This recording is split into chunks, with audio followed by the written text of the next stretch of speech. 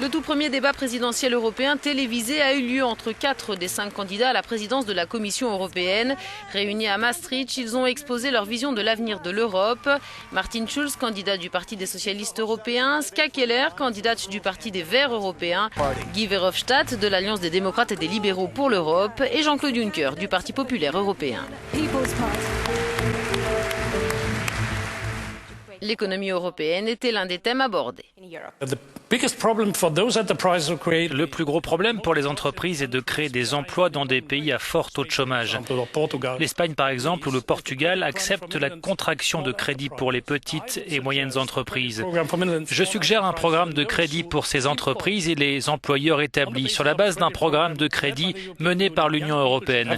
Les jeunes doivent bénéficier de privilèges sur les taux d'intérêt et la durée de remboursement.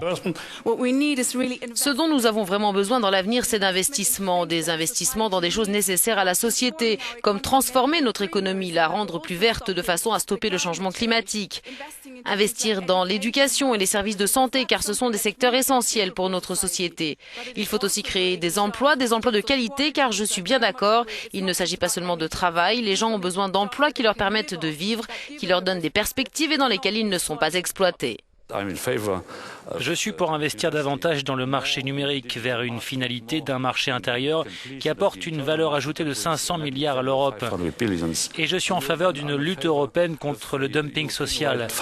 C'est la raison pour laquelle je milite depuis de nombreuses années pour un salaire minimum légal dans tous les 28 pays de l'Union européenne.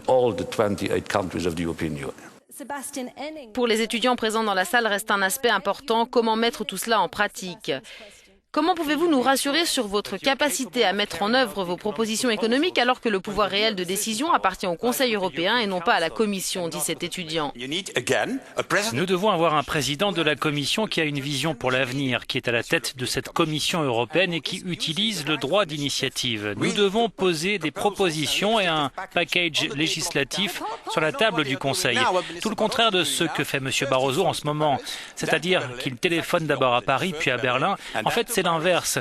D'abord Berlin puis Paris et il prend l'initiative seulement quand il a le feu vert. C'est alors trop peu et trop tard. Encore une fois, nous avons besoin d'un gouvernement européen et d'une commission européenne qui le dirige. Les candidats répondaient aux questions de milliers de jeunes de toute l'Europe, des questions posées via les réseaux sociaux. Un candidat manquait à l'appel, Alexis Tsipras, candidat du parti de la gauche européenne.